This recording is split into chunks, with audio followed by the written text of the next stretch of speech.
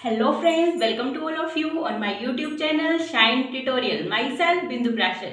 तो गाइस हम जो है HPGK के अंदर कांगड़ा डिस्ट्रिक्ट को डिस्कस कर रहे हैं और कांगड़ा डिस्ट्रिक्ट में अंदर हमने कांगड़ा रियासत को डिस्कस करा सबसे पहले, उसके बाद उसके मध्यकालीन और आधुनिक इतिहास को, उसके बाद हमने कल कुलेर रियासत को डिस्कस करा था। आज जो रियासत हम डिस्कस करने जा रहे हैं वो है नूरपुर रियासत। तो चलिए स्टार्ट करते हैं। नूरपुर राज्य जो था पुराने टाइम में ये जो है इसके प्रमाण मिले हैं कि इसका नाम जो था औदुंबर था, यानी औदुंबर कहकर इस राज्य को पुकारा जाता था। ठीक है, और नूरपुर का यानी औदुंबर के अंदर ये आता था और नूरपुर का प्राचीन नाम था वो था धमेरी। ठीक है, इसकी पुरानी राजधानी जो थी वो पठानकोट थी। कहीं पे इसका नाम जो है पैठान या पैठान भी लिखा हुआ है। ठीक है, अकबर के समय एक राजा हुए थे, यानी अकबर के समकालीन एक राजा थे जिनका नाम था राजा वासुदेव। कई जगहों पे या कई बुक्स पे इसका नाम जो है वासुदेव भी लिखा गया है या राजा वासु भी लिखा हुआ है। तो इन्होंने क्या किया था, क्योंकि पठानकोट जो था वो मैदानी इलाका था, मैदानी इलाकों पे जो था वो मुगल जो थे वो आसानी से आक्रमण कर पाते थे, अधिक लूटपाट वहां पे होती थी, इसलिए वो अपनी राजधानी को नूरपुर यानी धमेरी में ही ले आए थे। ठीक है, यानी कि उन्होंने अपनी राजधानी नूरपुर ही बना ली थी। ठीक है, और नूरपुर वंश के जो राजा थे उनको जो था पठानिया कह के संबोधन किया जाता था उनका, क्योंकि पठानकोट जो थी या पठान या पैठान जो भी था नाम उस टाइम पे, ठीक है, तो उसकी वजह से उनका नाम जो था वो पठानिया पड़ा था। ओके, नूरपुर राज्य की स्थापना जो थी वो दिल्ली के तोमर वंश के राजा जीतपाल ने की थी 1095 ईस्वी में। उसके बाद क्या हुआ, कोई मेन राजा नहीं है, यानी कि उनके टाइम पे कोई मेन घटनाएं वहां पे नहीं हुई हैं, तो ज्यादा वर्णन उनका वहां पे नहीं मिलता है। उसके बाद जो राजा जिनका वर्णन मिलता है वो है यशपाल। ठीक है, 1313 से लेके 53 ईस्वी तक ये राजा रहे थे और ये दिल्ली के सुल्तान अलाउद्दीन खिलजी, ठीक है, जो कि 1295 से लेके 1316 ईस्वी तक रहे हैं, और मोहम्मद बिन तुगलक 1325 से 51 ईस्वी तक ये राजा रहे थे। ठीक है, तो ये इनके समकालीन राजा माने गए हैं।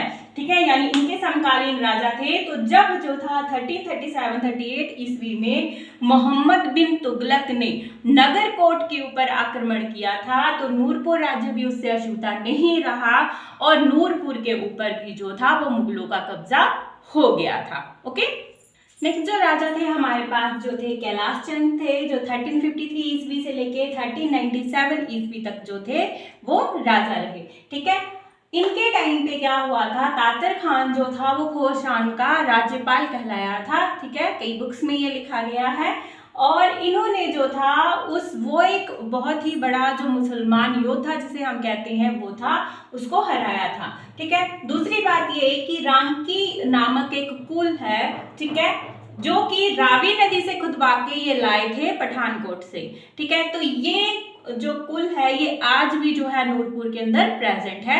तो इनके बारे में सिर्फ इतना ही वर्णन है। ठीक है, उसके बाद हुए हैं राजा नागपाल जो थे 1397 से लेके 1438 ईस्वी तक ये राजा रहे हैं। ठीक है, और इनके टाइम पे तैमूर ने 1398-99 ईस्वी में जो था वो भारत के ऊपर आक्रमण किया था।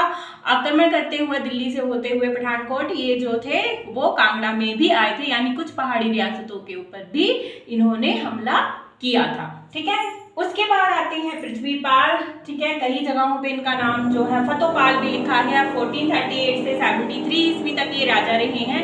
इनके बारे में कोई ज्यादा वर्णन जो है वो बुक्स में नहीं है। ओके, नेक्स्ट जो राजा रहे हैं वो रहे हैं राजा भीमपाल, जो 1473 ईस्वी में जो थे वो गद्दी पर बैठे थे, और वो दिल्ली के सुल्तान सिकंदर लोधी जो कि 1488 से लेके 1516 ईस्वी तक राजा रहे, उनके समकालीन राजा थे भीमपाल।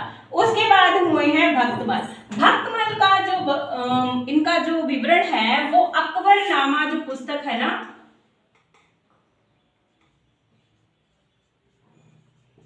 अकबरनामा पुस्तक के अंदर भी इनका वर्णन किया गया है। ठीक है, ये जो है 1543 ईस्वी से लेके 1558 ईस्वी तक जो है वो राजा रहे थे। ठीक है, इन्होंने क्या किया था कि जो सिकंदर लोदी था, भीमपाल के साथ उनके बहुत अच्छे संबंध थे और भीमपाल ने सिकंदर लोदी के साथ कई लड़ाइयां लड़ी थी और उसमें उसकी सहायता भी की थी। तो इससे खुश होके सिकंदर लोदी ने जो थी खिल्लत और बहुत सारा इलाका जो था वो भीमपाल को दे दिया था। तो उसी तरह भक्तमल का भी जो था वो सिकंदर लोधी जो इनके साथ जो आगे के राजा रहे उनके साथ काफी अच्छे संबंध रहे थे। ठीक है, 1526 ईस्वी में क्या हुआ, जब बाबर ने पंजाब के ऊपर आक्रमण किया तो बहुत सारा इलाका जो था वो भी अपने अंडर कर लिया, यानी कि नूरपुर भी उनके अंडर आ गया था। ठीक है, 1540 ईस्वी में शेरशाह सूरी ने हुमायूं को भगाकर दिल्ली पर अधिकार कर लिया। अब जब ये शेरशाह सूरी जो थे ये यहाँ पर आए, क्योंकि दिल्ली पर अब इनकी हुकूमत चल रही थी, तो भक्तमल ने क्या किया कि वो मुगल जो थे उनको तंग कर रहे थे, तो इन्होंने क्या किया, जो सूर सुल्तान थे यानी कि इनके जो वंशज थे उनके साथ इनके जो थे वो अच्छे संबंध हो गए, ये इनके लिए निष्ठावान हो गए थे। ठीक है, उसके बाद शेरशाह सूरी के बाद जो उनका बेटा था इस्लाम शाह, कई में इसमें जो बुक्स है उसमें इनका नाम सलीम शाह भी लिखा गया है। ठीक है, तो 1545 से 53 तक ये राजा रहे थे। तो इन्होंने जो था वो नूरपुर के अंदर एक किले का निर्माण किया था, वो था मानकोट। ठीक है, नेक्स्ट अब देखिए जो मानकोट का किला था वहां पे भी कुछ ट्रेजेडी हुई थी। तो भक्तमल जो थे, ठीक है, इनके राज में क्या हुआ, 1558 ईस्वी ने हुमायूं जो था फिर से ईरान से वापसी के ऊपर आया, तो उसने पंजाब के कुछ इलाकों पे, जहां का सूबेदार जो था वो सिकंदर सूर था, ठीक है, उसने उसके खिलाफ जो था विद्रोह कर दिया था हुमायूं के खिलाफ। तो सिकंदर सूर को उसने जो था वो वहां पे हरा दिया। अब क्योंकि वो हार चुका था तो उसने क्या किया, वो वहां से भाग गया। भाग कर वो जो था वो नूरपुर में आया और नूरपुर और पठानकोट में जो मकोट का किला था वहां पे उसने शरण ली। तो भक्तमल ने क्या किया था, उस टाइम पे उसकी सहायता करी थी वहां छुपने के लिए। हुमायूं ने 8 महीने तक वहां पे जो था वो किले का घेराव किया था। ठीक है, कौन से किले का घेराव किया था, मकोट भी लिखा है कई जगहों पे, कई जगहों पे मानकोट भी है। ठीक है, तो जब इस किले पर उसने जो था 8 महीने तक जो था घेराव कर लिया, तो एक टाइम पर आकर क्या हुआ कि सिकंदर सूर जो था वो हार गया। ठीक है, उसने हथियार डाल दिए और उसे जो था वो बंगाल की तरफ भेज दिया गया और वहां कुछ रियासत यानी कुछ जगह उसे दे दी गई। लेकिन भक्तमल को उसकी सहायता करने के लिए उन्होंने सजा दी। उन्होंने क्या किया, राजा भक्तमल को लाहौर भेज दिया गया।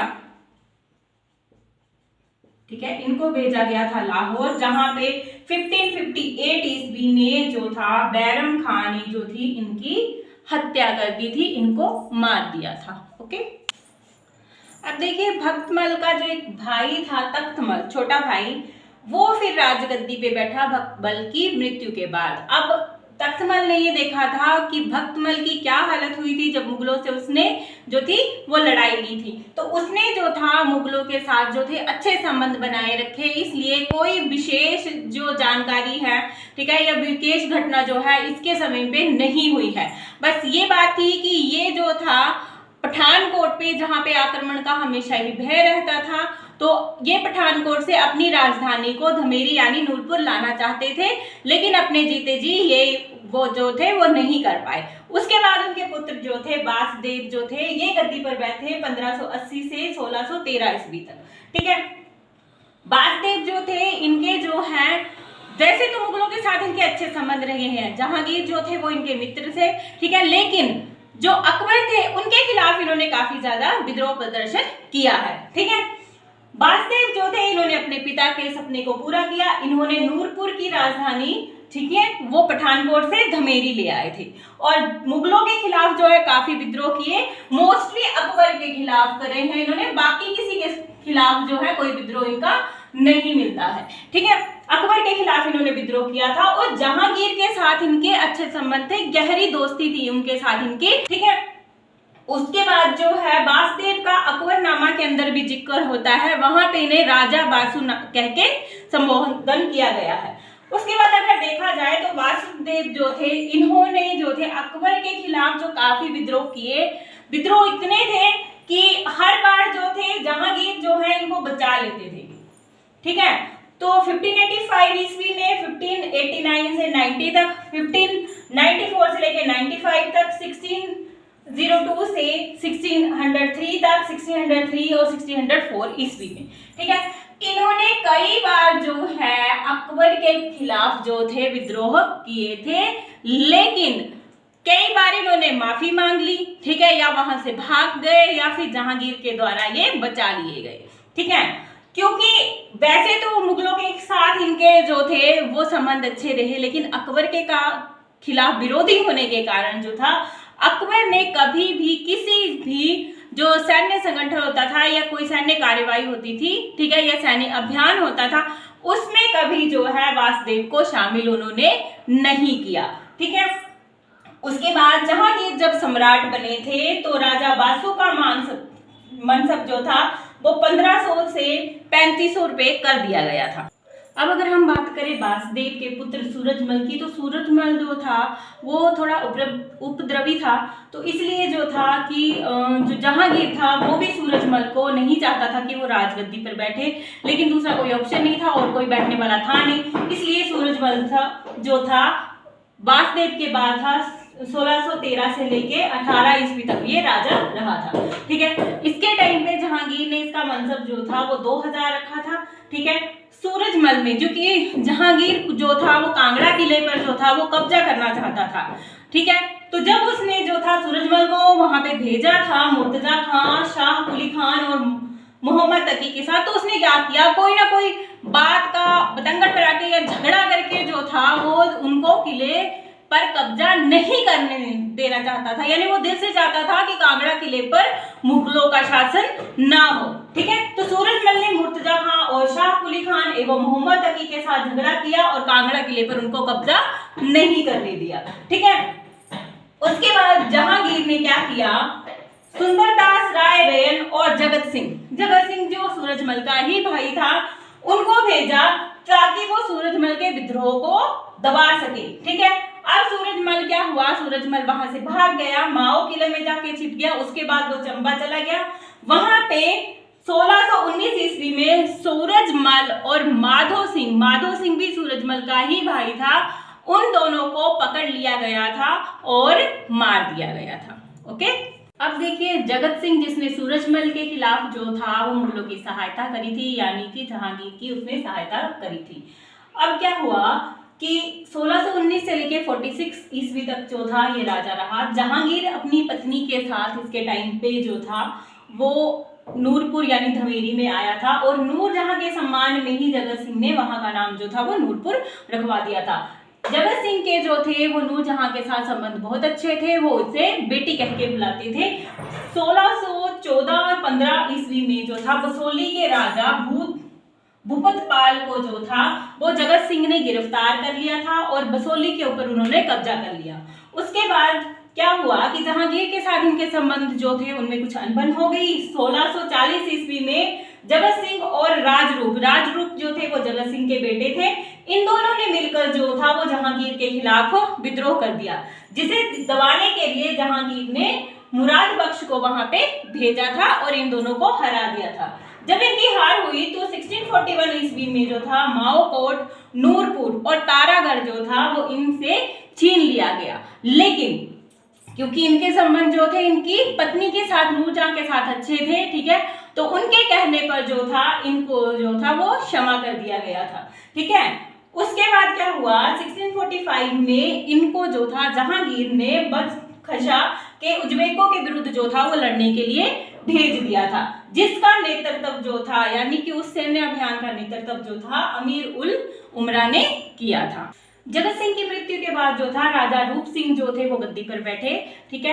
तो उनके पिता की मृत्यु के बाद जिस अभियान में सैन्य अभियान में जो वो जगत सिंह शामिल थे, उसी में ही राजरूप को बदशका के अभियान में भेजी सेना का अध्यक्ष जो था वो जहांगीर ने बना दिया गया था। ये 1646 से 1661 ईस्वी तक ये राजा रहे, और जब जो था जहांगीर के पुत्रों के बीच में जो था उत्तराधिकारी के लिए जो जंग हो रही थी, तो वहां इन्होंने दारा शिकोह का साथ छोड़ के जो था औरंगजेब का साथ दिया था। तो औरंगजेब ने क्या किया, इनका मनसब जो था वो 3500 हजारी का मनसब इनका बढ़ा दिया था, और इनको जो था सुलेमान शिकोह, जो कि दारा शिकोह का पुत्र था, उसका पीछा करने के लिए गढ़वाल में भेजा था। बाद में बहुत सारी जो लड़ाइयां थी औरंगजेब के साथ इन्होंने लड़ी थी, ठीक है, और लास्ट में इनको गजनी भेजा गया था जहां पे इनकी मृत्यु हो गई थी। ओके, मानदाता जो थे नेक्स्ट, ये 1661 से लेके 1700 ईस्वी तक तो ये राजा रहे थे, ठीक है। राजा जगत सिंह की प्रशंसा में इन्होंने जो थी वो राजगाथाएं जो लिखी हैं, उसमें आधा भाग जो है वो मानदाता के द्वारा ही लिखा गया है, ठीक है। और मानदाता जो थे ये मुगलों से, राजा मानदाता जो थे मुगलों से सहायता और प्रशंसा पाने वाले आखिरी पठानीय राजा थे, ठीक है। आखिरी पठानीय राजा ये इसलिए थे क्योंकि इसके बाद जितने भी राजा हुए हैं उन्होंने मुगलों का साथ नहीं दिया है, ठीक है। इनके शासन काल में था एक बाहू सिंह जो राजरूप के भाई थे। उन्होंने क्या किया, उन्होंने शाहपुर में मुगलों से जागीर प्राप्त करके उसको अपनी राजधानी बना लिया था। और इन्होंने क्या किया था, बाहू सिंह ने इस्लाम धर्म को अपना लिया था और ये किया था इन्होंने 1686 ईस्वी के अंदर। और बादशाह ने इनका नाम, जब इन्होंने इस्लाम धारण किया था, इनका नाम रखा था मुरीद खान। ओके, उसके बाद नेक्स्ट राजा हुए हैं पृथ्वी सिंह, जो 1753 से लेके 1789 ईस्वी तक राजा रहे हैं। और इनके समय में जो था वो घमंड चंद जस्सा सिंह रामगढ़िया ने नूरपुर क्षेत्र पर कब्जा कर रखा था, ठीक है।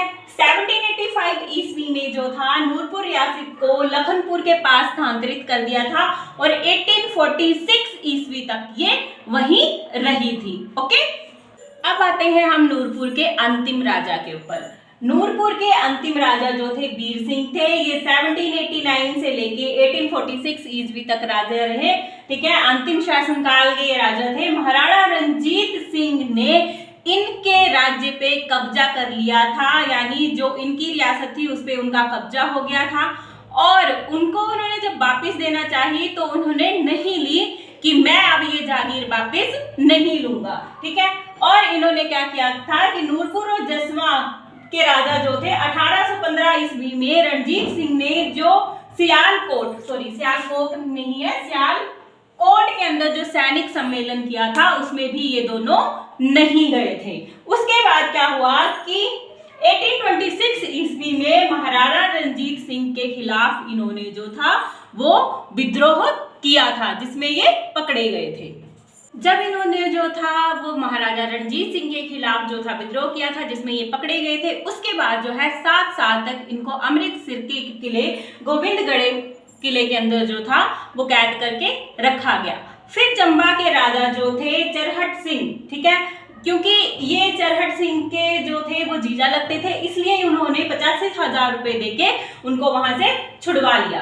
उसके बाद 1846 ईस्वी में जो था अंग्रेजों का राज हो गया, तो नूरपुर भी जो था अंग्रेजों के कब्जे में आ गया। तो जसवंत सिंह जो कि वीर सिंह के पुत्र थे और जसवंत सिंह के शासनकाल में उनके वजीर थे राम सिंह पठानिया, इन दोनों ने जो था अंग्रेजों के विरुद्ध जो था वो विरोध प्रदर्शन किया, जिसमें कि वजीर राम सिंह पठानिया जो थे वो पकड़े गए थे और उनको पकड़ के सिंगापुर भेज दिया, जहां उनकी मृत्यु हो गई थी। उसके बाद क्या था, जसवंत सिंह ने 1857 ईस्वी में जो था वो अंग्रेजों का साथ दिया था और लड़ाइयों में इन्होंने अंग्रेजों का समर्थन किया था, ठीक है। तो ये था नूरपुर का इतिहास। तो नूरपुर रियासत के बारे में हमने जो है वो डिस्कस कर लिया है।